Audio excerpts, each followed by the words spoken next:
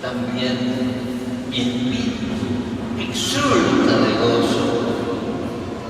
Todos los carismáticos, cuando recitamos el Magnificat, vibramos con esas mismas emociones que un día tuvo la Virgen.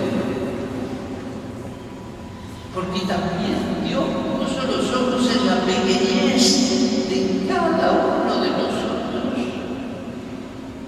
y ha querido también hacer cosas grandes con nosotros, con cualquiera de nosotros.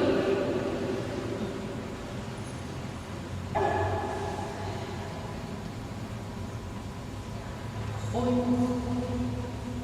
les invito a que juntos hagamos una cosa grande,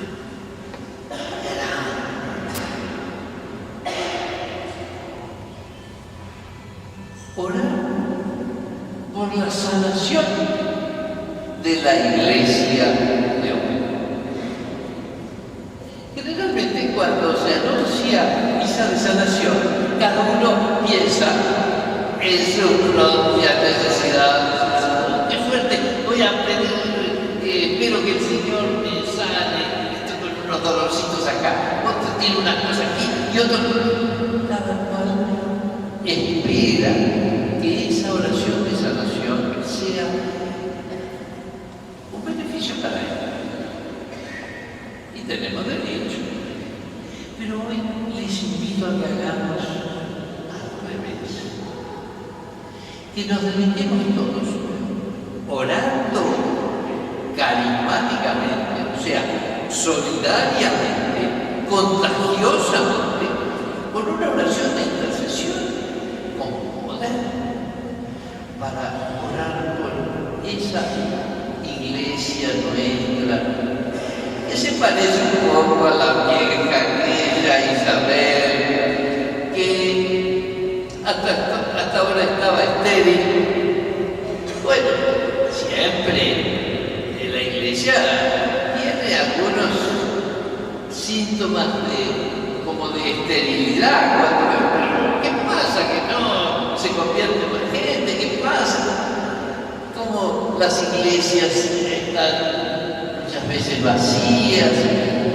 Hay iglesias de Europa que simplemente parecen museos de arte barroco. Por la mañana, a lo mejor a las 6:30 de la mañana, hay unas 3 o 4 viejitas que van a rezar. Ahí asisten a una misa. Y después, durante todo el día, simplemente pasan turistas sacando fotos de los altares, mirando las esculturas de esos templos.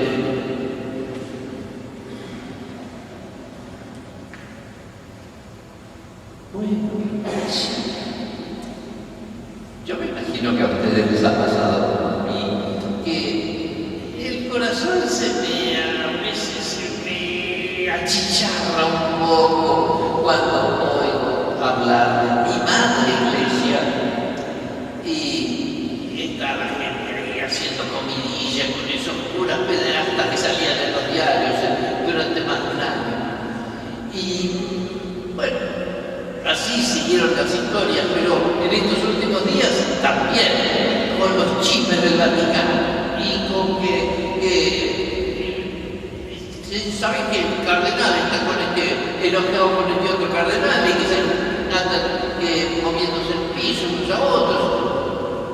¡Qué chismerío! ¡Qué vergüenza!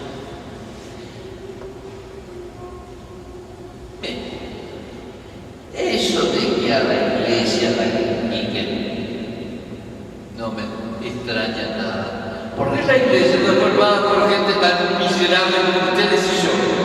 Así que tiene de raro que a veces mostremos un poco la hilacha, aunque a veces cada cual se empeña en esconder lo mejor que puede esos trapitos sucios.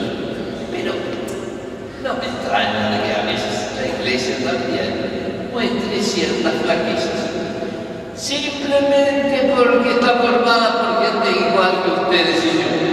Nada más.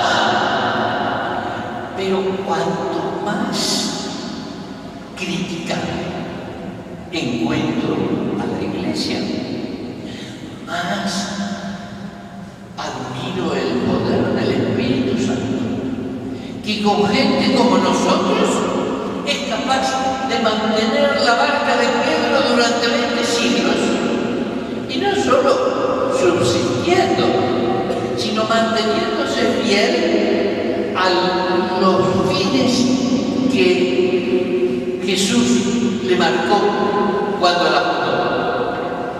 O sea que esa iglesia, a pesar de todas nuestras flaquezas, ha seguido defendiendo la verdad que Jesús marcó, ha seguido defendiendo la justicia, defendiendo al que es más despreciado, al que es más oprimido, defendiendo al niñito que todavía no nació, defendiendo la santidad del matrimonio, la santidad del noviazgo, la santidad de la vida pública. De veras, en estos tiempos, defender todo eso es muy poco democrático, es muy poco político, es muy poco demagógico. Para que la iglesia tenga éxito en el mundo, lo que tiene que hacer es defender el divorcio, defender el aborto, defender el amor libre, defender a los gays, defender cosas. Entonces todo el mundo iría detrás de la iglesia. Solo que esa no sería la iglesia de Jesucristo. Y por eso, esa iglesia que nosotros conocemos, esa iglesia que hemos oído criticar, que algunas veces me parece que también la hemos criticado, esa es la iglesia animada por el Espíritu Santo que la mantiene fiel y capaz de producir frutos divinos, frutos que no son los que otras sociedades humanas pueden producir, frutos de santidad como una Teresa de Calcuta, un Juan XXIII o un Juan Pablo II, un Alberto Hurtado, y así podríamos seguir mencionando gente que quizás nunca apareció en las listas de los santos canonizados, pero que están muy bien acomodados en el cielo.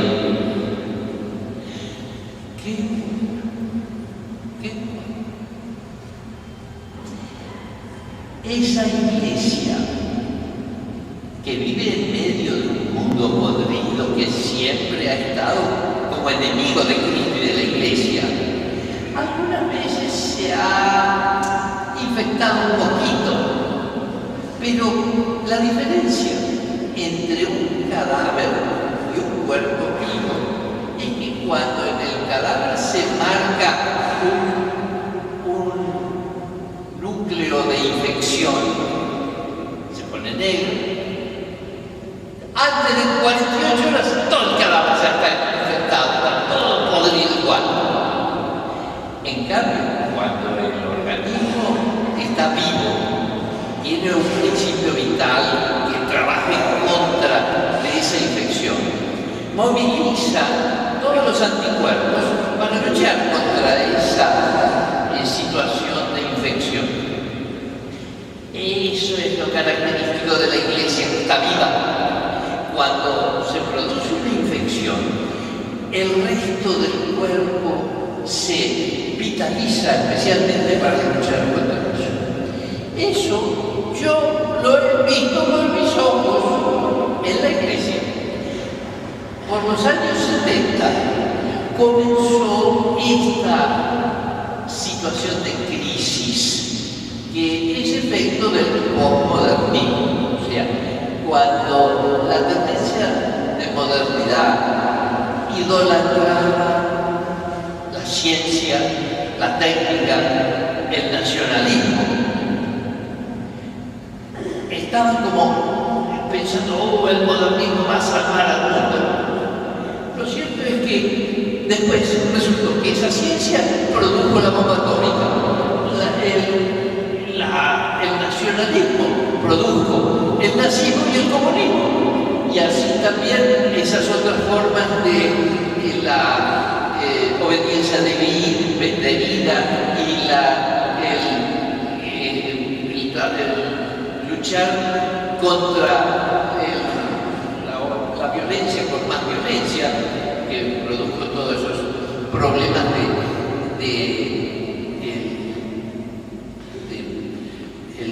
la actitud de militares en muy variados países de América Latina, etc. O sea, el modernismo se desmoronó y produjo el posmodernismo. O sea, una actitud de más o menos todo vale, todo light, todo sí, no importa, no sigamos, no nos preocupemos de nada es muy seguro. Y bueno, estamos en esa situación del posmodernismo que ha generado corrientes como New Age u otras cosas por el estilo. Pero cuando el Espíritu Santo, alma de la Iglesia, tomó cartas en el asunto, provocó la renovación carismática, o sea, la reacción del cuerpo contra esa infección. Me imagino que todos ustedes lo habrán descubierto igual que yo. O sea, que en nuestra personal experiencia o en la de los ambientes donde nosotros hemos estado, hemos podido ver que el Espíritu Santo generó toda esta corriente de gracia que al principio la veíamos y bueno, y nos entusiasmábamos, y los que miraban después, los loquitos carismáticos están con esas cositas, ya se les va a pasar. Lo cierto es que esa corriente ha seguido. De cuando en cuando se nos muestra nuestra hilacha porque se aflojan un poco nuestros grupos de oración, no sé. Bueno, nos cansamos un poquito, pero de todas maneras el poder del Espíritu sigue. Y la renovación no solamente ha seguido viviendo, sino que se ha contagiado. Ahora hay un montón de otras instituciones u otras formas de vida del cristianismo que más o menos usan nuestro mismo vocabulario. Eso de carisma, sanación, autoayuda, profecía y montones de otros temas que en algún momento eran como solo propios de los carismáticos, ahora ya han ido tomando su lugar propio en el ambiente de la Iglesia, inclusive el tema de liberación y exorcismo. Ahora ya en muchísimas diócesis tienen exorcistas oficiales o los libros sobre exorcismo ya se reconoce como una cosa mucho más propia de la doctrina de la Iglesia de siempre. Inclusive se reconoce que la liberación o el exorcismo privado nunca ha estado prohibido por la Iglesia.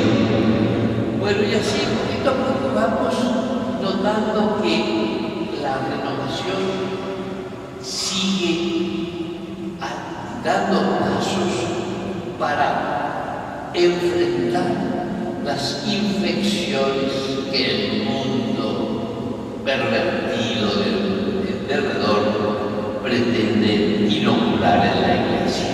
Y entonces se trata de que tomemos conciencia de que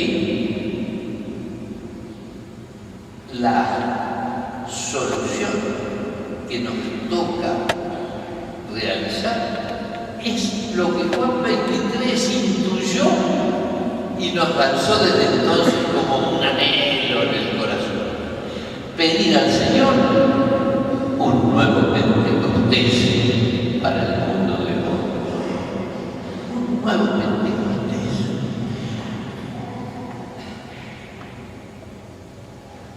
Eso para nosotros tiene unas cuantas pautas muy fáciles de cumplir. Primero, anhelarlo y pedirlo sinceramente a Dios. Segundo, descubrir que nosotros somos instrumentos que Dios quiere usar para realizar ese nuevo Pentecostés. Eso me parece que para unos cuantos de los que están aquí es una sorpresa. A lo mejor nunca se les había ocurrido pensar que sí, que yo y vos, cada uno también tiene la misión de fecundar la iglesia.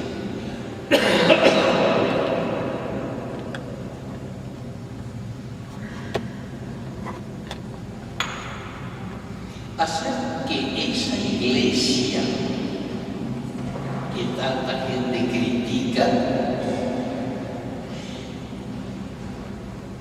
vuelva a estar en todo el esplendor de esos buenos días. En realidad, en la historia de la iglesia es normal que haya tiempos más brillantes y otros tiempos de más decadencia. La historia de la iglesia está llena de eso. Y para cada una de esas situaciones, Dios ha ido suscitando ciertas personas, especialmente elegidas por Dios para eso. O más bien, han sido movimientos, situaciones carismáticas que produjeron eso. Uno de esos momentos fue el tiempo de San Francisco de Asís, con otros muchos que cada cual en su punto también actuó eficazmente, como Santo Domingo de Guzmán.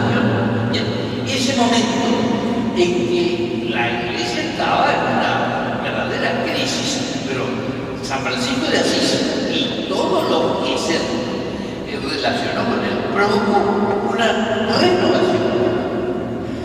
Otra etapa así fuerte ha sido cuando en el Renacimiento surgió Lutero, Calvino, Rillo, o sea, toda la corriente de protestantes que hicieron que se produjera una crisis severa. Y bueno, en ese tiempo, San Ignacio de Loyola y una playa de santos de esa época movilizaron y a través del Concilio de Trento produjeron una transformación que fue un avivamiento, un nuevo Pentecostés. Así ha habido otros movimientos a los cuales el mismo cardenal Ratzinger en el año 1998, el año del Espíritu Santo, para los días de Pentecostés tuvo unas enseñanzas especiales para los 50 movimientos que tenían entonces aprobación por parte de la Santa Sede, y habló sobre este tema que ahora acabo de abrir, ponderando que esas infusiones carismáticas que hizo el Espíritu Santo llover sobre la iglesia provocaron esas renovaciones en distintos momentos especiales de la historia. Qué bueno. De modo que lo que pretendo es que nosotros nos movilicemos, tomando conciencia de que como renovación de la iglesia tenemos un título puesto, pero no es cuestión de que lo usemos como una etiqueta. Yo soy de la renovación. Un momentito, a la cancha porque llego yo. No, es cuestión de que seamos levadura en la masa, puesto de tal manera que toda la masa se fecunde y se llene de vitalidad espiritual. renovados en el Espíritu Santo. Bien. ¿Y entonces qué? ¿Cómo lo hacemos? Primera cosa, facilísima, amarnos. Amarnos. Cuando Jesús les indicó a los apóstoles la condición elemental que él veía como la más clave para conseguir que el mundo crea, les recomendó eso, que se amaran entre sí, que se amaran. Así el mundo podrá creer. De modo que, por lo tanto, esa es la primera cosa. Pero ya me doy cuenta que por ahí hay pero ¿para qué viene con eso? Mire cómo nos amamos. Sí, felicitaciones, de veras. Estoy muy bien impresionado en las pocas horas que llevo en Formosa del buen espíritu que he percibido, por lo menos en los católicos que he estado contactando. Me ha gustado ver que ciertas divisiones o actitudes de rivalidad o de incomprensión que en otros tiempos había en distintos sectores de la renovación carismática, ahora en Formosa y en muchas otras partes de la Argentina y del mundo se han ido superando. ¡Qué suerte! ¡Qué suerte! De veras, noto que la renovación carismática está más unida. Y hemos podido tener lindos encuentros en distintos momentos así. Esta misma reunión de ahora es una muestra de eso. Que podemos vivir una linda experiencia de amor. Felicitaciones. Pero yo cuando digo lo de que nos amemos, no me estoy refiriendo solo a los que aquí estamos reunidos. Me refiero a los otros cenáculos que hay en la otra cuadra y en la otra y en la otra. No, de eso no me hablen. Esos son liberales. Esos son preconciliares, son más tradicionalistas que Lefebvre. No me hablen de eso. Esos son loquitos, fanáticos, las cosas. Usted me está hablando de los legionarios de Cristo. ¿No sabe quién es el fundador? Esos son de no poder. Y esos otros, se pasan rezando Madre Mía de María, de la coronilla. No, con eso no se puede hacer nada. Yo no sé, no te queda ninguno en pie si nos empezás a tachar a uno y al otro. Eso es no saber amar en Cristo. De modo que la consigna para que el mundo crea es que empecemos por amar a todos los demás cenáculos donde también la gente se reúne con el mismo anhelo que nosotros. Ven, Espíritu Santo, ven, Señor, ven. Renueva tu iglesia.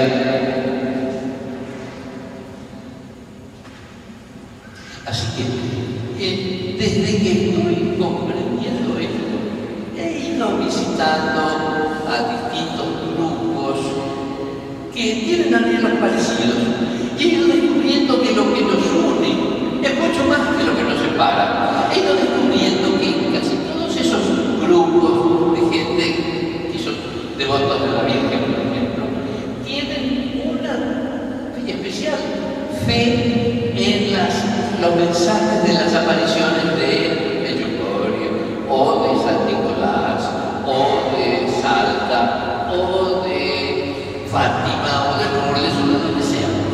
Son innumerables. Esos mensajes son enormemente carismáticos, porque todos ellos confirman eso que San Pablo nos enseña, de que Dios instituyó en su iglesia apóstoles, profetas y doctores, y pastores y maestros y secretos también. O sea, todos esos profetas que transmiten revelaciones privadas, lo que hacen es repetirnos lo mismo que Dios había predicado ya en la revelación pública. Nos lo dicen con un nuevo lenguaje y desde más cerca de nosotros.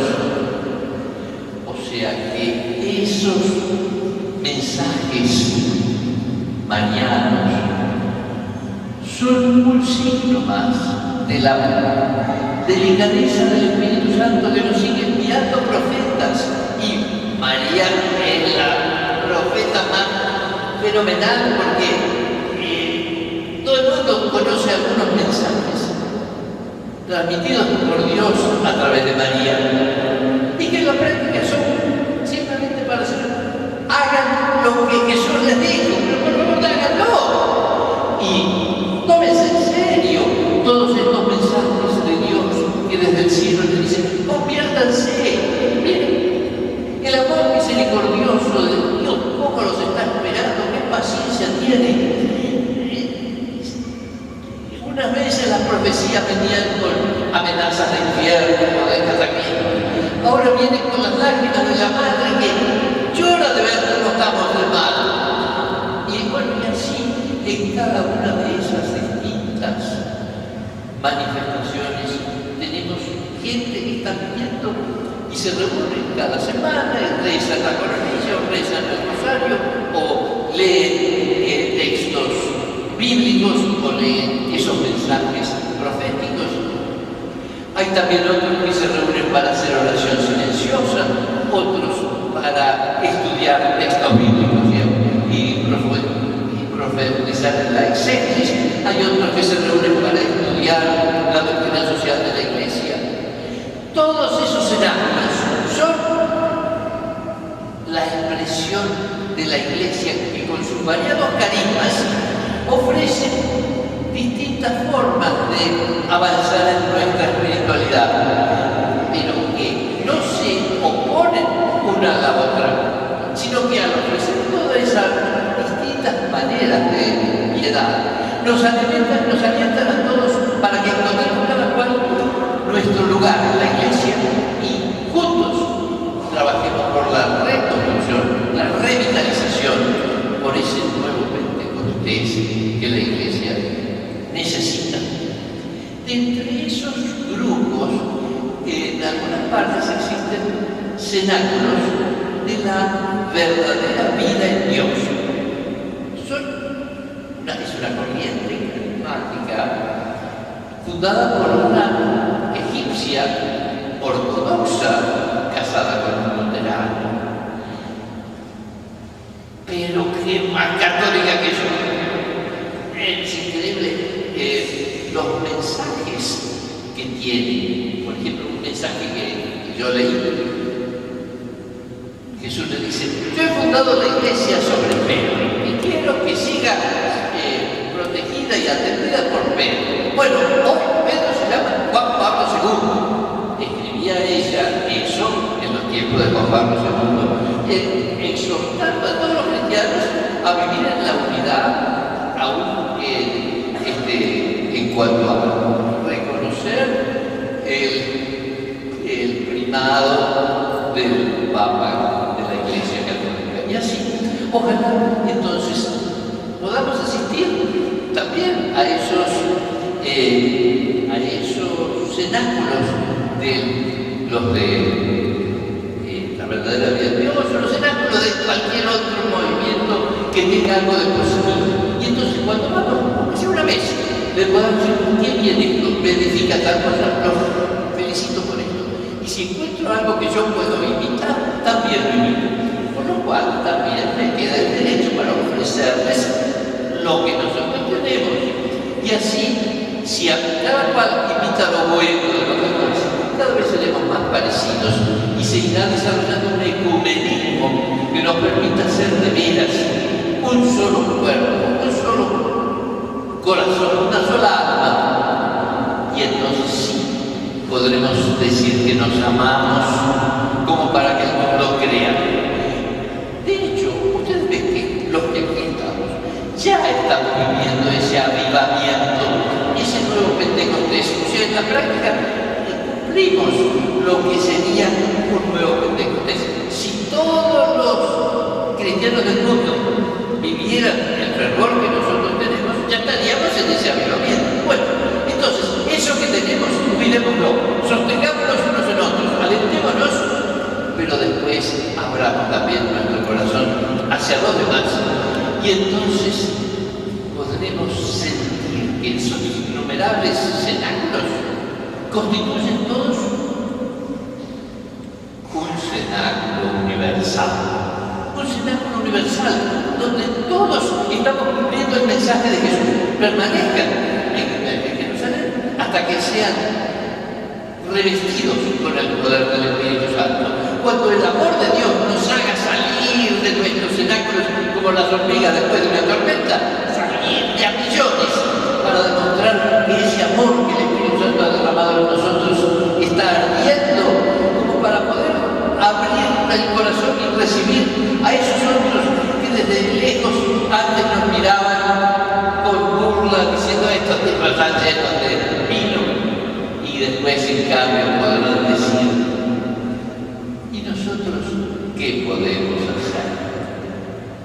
¿Qué podemos hacer para vivir también este mismo ideal? Así, Espíritu Santo, gracias por haber iluminado nuestras mentes y movilizado nuestros corazones. Gracias.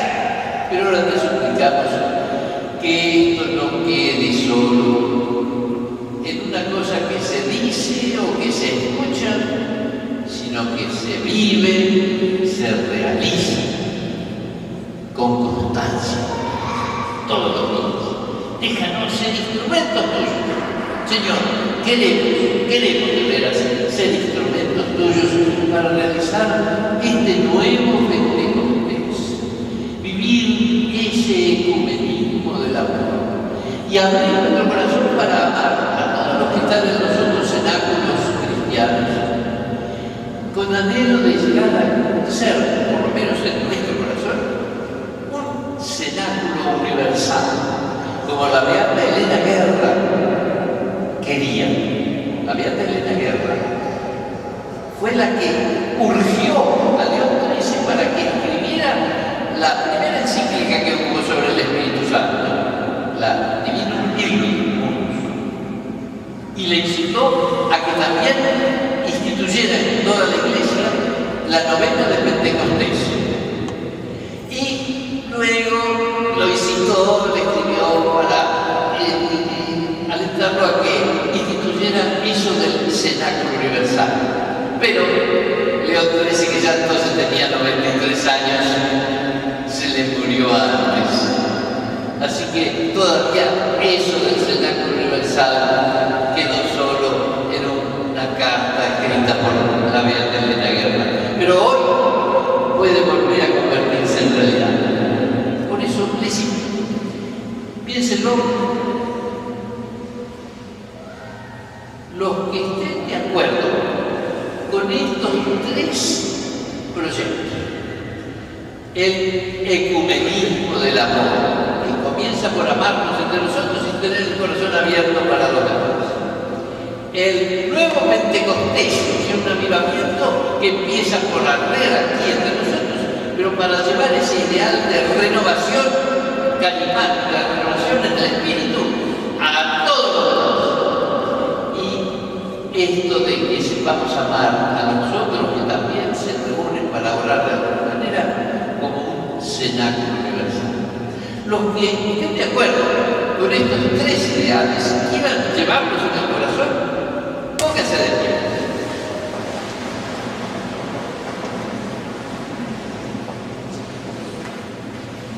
¡Qué espectáculo emocionante! ¡Qué lindo! ¡Qué lindo! Esto ya lo he hecho en muchas otras iglesias, y me gozo de ver que en todos lados la respuesta es así.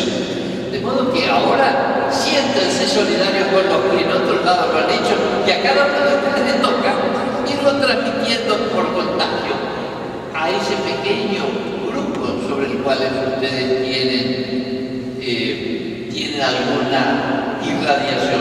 Porque al fin y al cabo los carismáticos somos cristianos contagiosos y nada más.